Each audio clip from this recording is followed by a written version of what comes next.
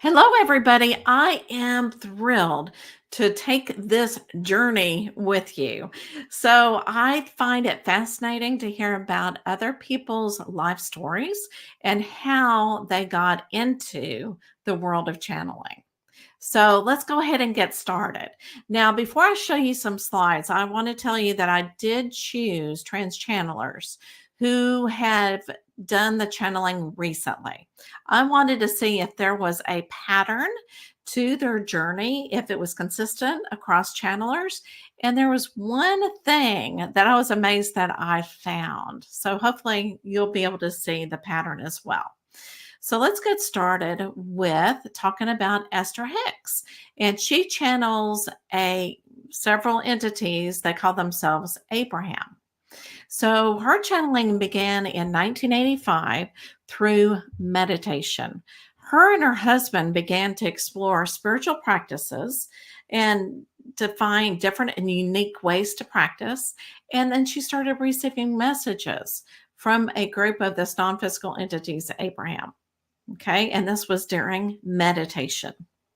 All right, so let's go on to the next one. Darryl Anka, Bashar, and I love watching him. Bashar has a great sense of humor. Let's just put it this way. So you're going to have to go now to watch a video of him, but this one's very interesting. So it began in 1980 after Darryl had two close-ups UFO sightings. And so this really increased his interest in metaphysics and spirituality. So he started doing the research and he thought, you know what? I want to channel. I want to do the same thing. So after study and practice, he started channeling Bashar. And he has been doing this nonstop since then. I just absolutely love watching him. So Lee Carroll, and he was actually new to me, and I really had to watch a video, and I am in with him. He is so sweet when he talks. But Lee Carroll channels Cryon, and it began in 1989, introduced to metaphysical concepts by a psychic. And he was very skeptical until he had a profound experience while meditating. So here's Jay-Z Knight, and she was famous of channeling Ramtha. Now, I don't believe she is living anymore, but she began channeling in 1977, started spontaneously during a metaphysical study group session, but I bet you anything they were meditating. She felt an overwhelmed presence that took over her body and began speaking through her. All right, so before we begin to talk about who my journey of channeling, I want to talk about the different patterns, and this is the same pattern with me, is through meditation. So most all the channelers I talked to, except for the one that Darryl, was more of UFO sightings, and it may be have been that meditation helped him, but most everybody, they were contacted through an entity through meditation. They were into metaphysics. So they were really into the spiritual realm. And I just found that very interesting because it's almost like they're chosen after a while. And what I understand that the entities that choose the person to do the channeling, they have the same frequencies of the person. And I found that so with me, like I channel Sarah, Sarah might have chosen me because of my frequency. So what happens, and it's not a possession. I don't know who said that. It's not a possession. Okay. So her frequency and my frequency come together and we connect in. Okay. It's almost like whenever you're doing a psychic reading and you are connecting with your client, it's a soul to soul connection. It's basically the same thing. Okay. Except she's not a human. She's, in the spiritual world. So I'm actually connecting with her for her messages. And of course, it also developed through meditation with me. But let me go ahead and explain my journey what I went through. So, of course, it began in 2023 whenever I really started connecting in with Sarah. But previously, I was a psychic medium. And so it's very interesting whenever I said yes to the spirit world. And this was in 2019 when I told my husband, you know what, I need to go ahead and work as a psychic medium.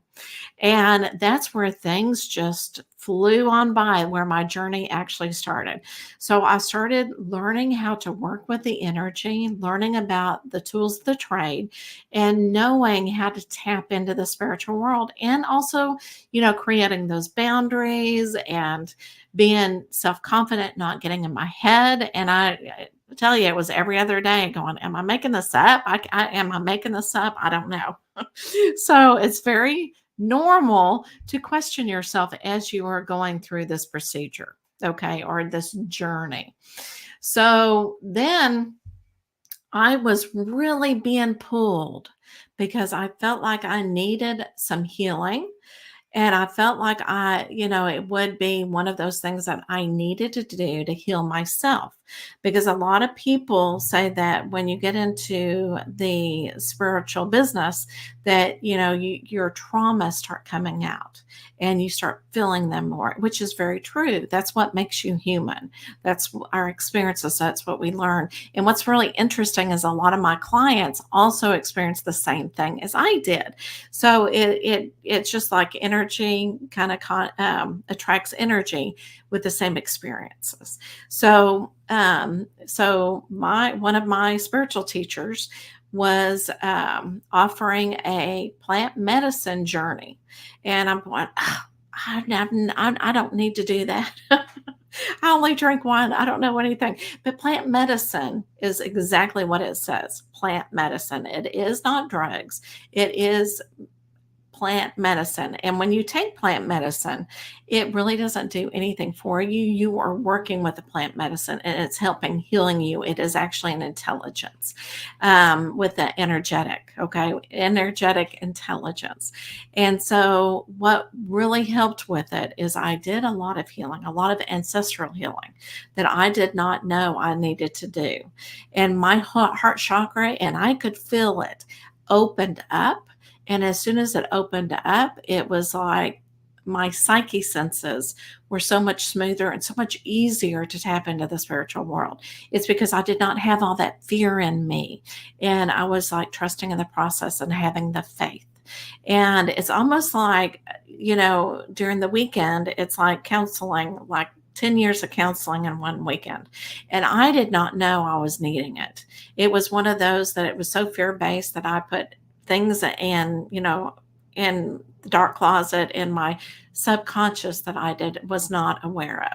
So, okay, so after all of this happened and I was healed and everything, I started I heard during my meditations that do not use cards anymore. Do not use, and nothing wrong with cards. Okay, nothing wrong with cards. I'm not saying that because I think cards have a purpose. But where I was in my journey, I was told not to use the cards anymore, to trust myself, to trust the information that was coming through channeling. And so I said, okay, I will do it, because sometimes the cards become distraction, and it's more sacred, sometimes, not meaning that cards aren't. I'm just saying, okay. So and I was told not to do it in a holistic fair anymore, that needed to be more sacred. Again, there's nothing wrong with holistic fairs, but this is a part of my journey. And so I said yes to everything, because I said I do want to serve the spiritual world. And then I heard, we are going to call you Apostle Michelle. And I'm going, Apostle Michelle? I mean, I grew up Christian, but I did not understand completely.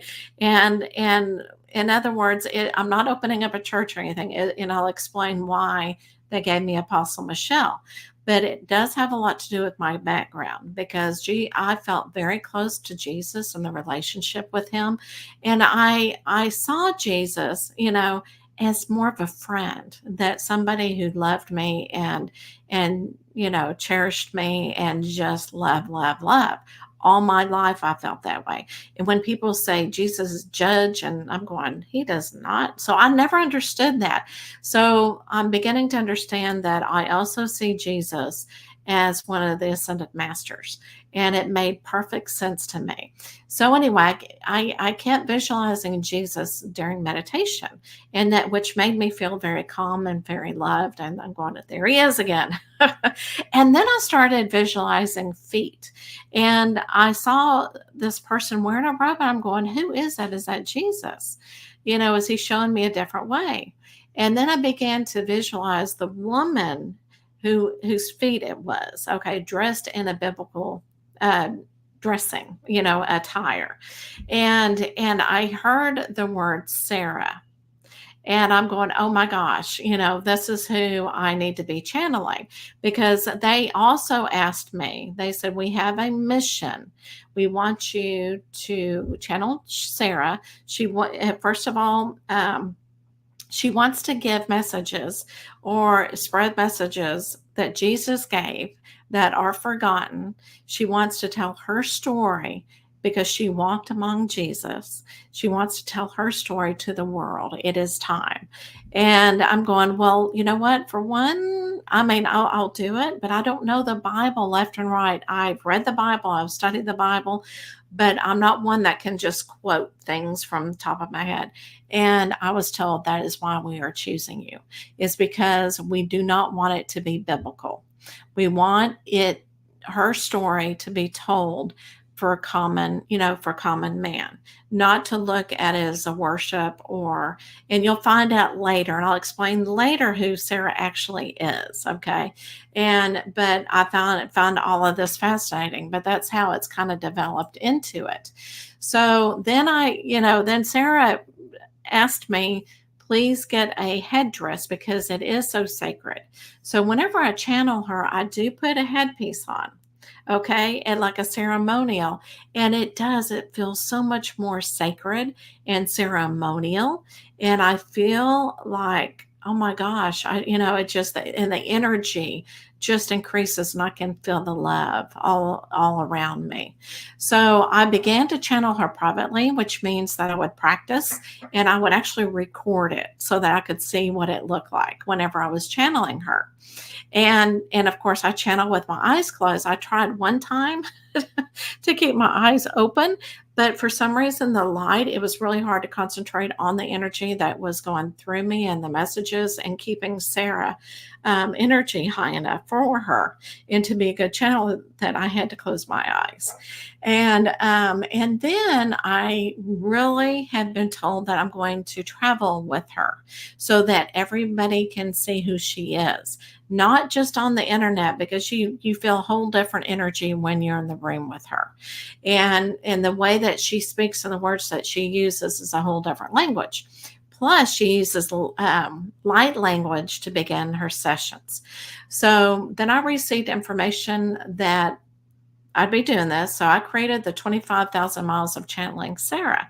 And that starts actually in August. So I'm so excited, August of 2024. So I'm really excited about that. So, it's just very interesting while I was doing this research to see how everybody else got into channeling, just recently since 1980. Again, it's meditation. It is clearing your mind. It is trusting in the process. It's being, all of them were actually curious about metaphysics. And I have been as well, most of my life, been very curious. Question, question, question, question. So it's all that imaginative, thought process that we all have. And so that's very interesting how everybody's journey actually started. If you told me I would be doing trans channeling 10 years ago, I'd be going, no, I don't think so. So you just never know where your spiritual journey is going to lead. And I do remember when I was younger and I was wanting to meditate, I was starting to do yoga. My friends were saying, do not do that. You're going to open the door. And I'm going, oh my gosh, is that bad? And I'm thinking, it doesn't seem like it's bad. And so I was warned over and over again. And there again, it's the fear that was around me that I was actually intaking into my body structure, into my energy, the fear of not wanting to trust the process and move forward. So I hope you well, and I wish you well in your journey. And again, follow your intuition. Everybody's spiritual journey is different. So yours may look completely different. So you've got to follow what is speaking for you. If it doesn't seem right, do not continue to follow it. Do not continue to listen to anybody around you. You've got to listen to what's here in your heart. And that's the way it's going to open up your heart chakra. All right, everybody. Thanks so much for listening.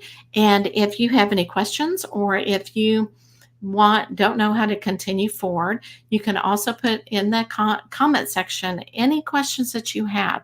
Or if you want to have a 15-minute discovery call with me, we can try to set that up as well. All right, everybody.